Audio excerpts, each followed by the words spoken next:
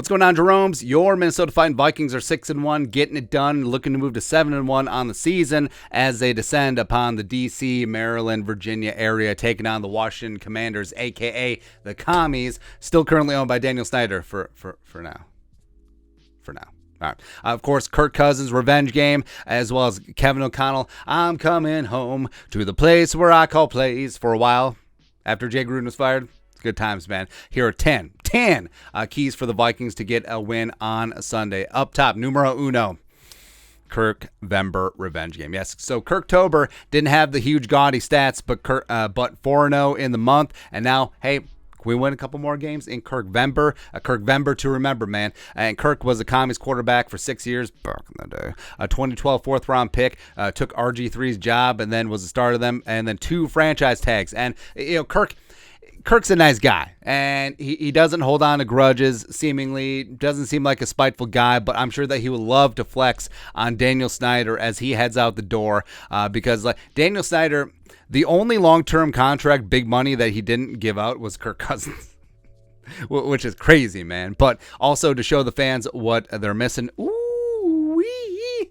Because right now, every single Commie fan would take Kirk Cousins in a heartbeat over Carson Wentz, over even Taylor Heinecke, etc. Speaking of which, key number 2 for the Vikings getting a win on Sunday, knocking back a few Heineckes. Oh, yeah, you betcha. So, Zadarius Smith, Danielle Hunter, DJ, PJ2, they got to light up that ass, right? So, old friend Taylor Heinecke, of course, former UDFA out of Old Dominion back in the day. He'll put his foot through a glass door, nothing more, blah, blah, blah. But he's in Washington. I mean, he played a playoff game for Washington a couple years ago when they were the football team. It's kind of funny, man. But he's led them to 2 straight wins over Green Bay, and as well as that Hail Mary win. Well, kind of Hail Mary win against the Indianapolis Colts as well.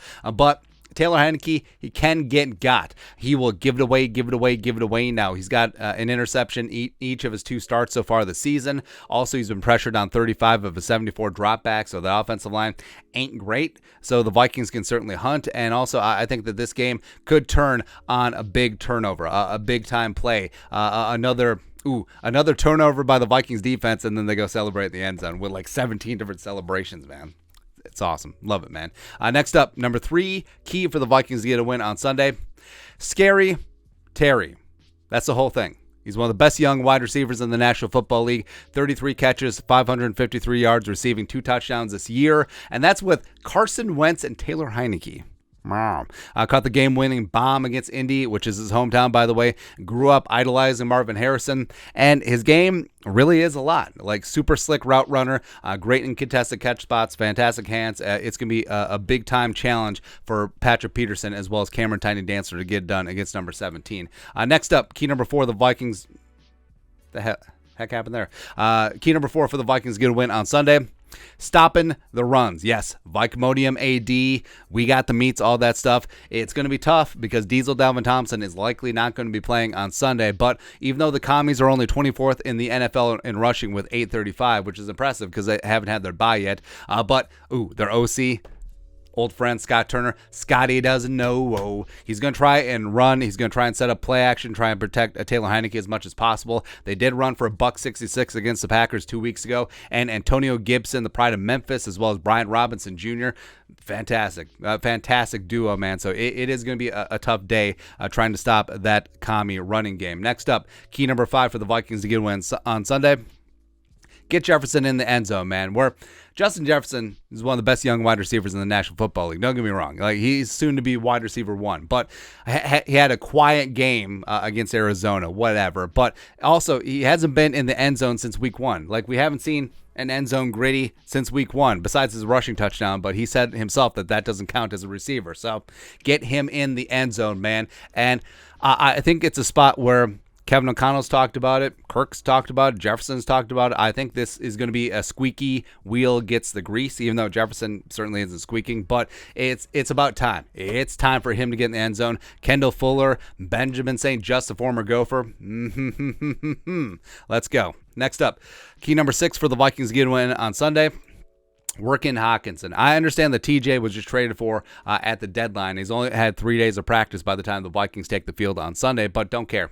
And Kevin O'Connell's already talked about, hey, we're going to get him involved with a small package of plays, third down, red zone, 2-minute drill, maybe even script him a play or two on the opening series. Why not? Why not? You got him.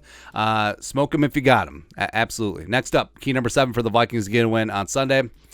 Ed Ingram rebounds. So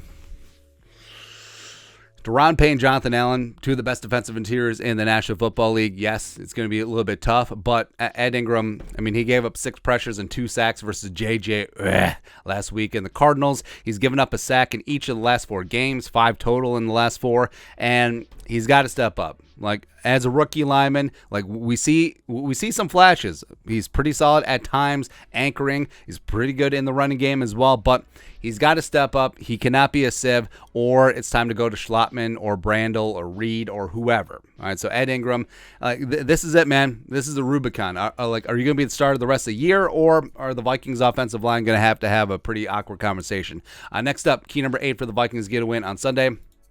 Dalvin stays dynamic. Had his first 100-yard game of the season against Arizona. Also, season high in receptions and targets. He is heating up. Seems like ever since he hit that big-time run, the 53-yarder against the Dolphins, like he's good to go, man. And I do think that the Vikings on the road, they want to establish the run, take the commies fan out of the game, deaden the noise, and just like Kirk. And Dalvin setting up the run, setting up play action. I think that's really going to be important for the Vikings on Sunday. Next up, key number 9, less laundry. My goodness. So season high 10 penalties, 86 yards against Arizona. Frankly, it should have cost them the game, but they're lucky that it didn't. So the Vikings have to play a lot cleaner, less penalties on the field, and, of course, blah, blah, blah. Lastly, key number 10, Greg Joseph. So he's missed 5 straight field goals from 50. He's got 5 misses on the year, all of them from 50+. He's missed 3 point afters as well. Completely changed the landscape of the final quarter when he missed that point after against Arizona, making it an 8-point game versus 9. But he's got to get it together, or guess what? The Vikings are going to bring in kicking tryouts, and again, another tough, awkward conversation may have to be had. There you go. Final score prediction. I think the Vikings actually finally get together in all 3 phases. I think special teams is going to be good. I think that maybe they bust one long return. I think the defense really steps up. I think Heinecke serves up a meatball or 2. And I think that Jefferson gets in the end zone. I think Hockenson makes an impact right away as a receiver. And I think that the Vikings actually get a nice little win. Vikings 40, Commies 23. Take it to the bank, baby. That's right. And then we're on to Buffalo.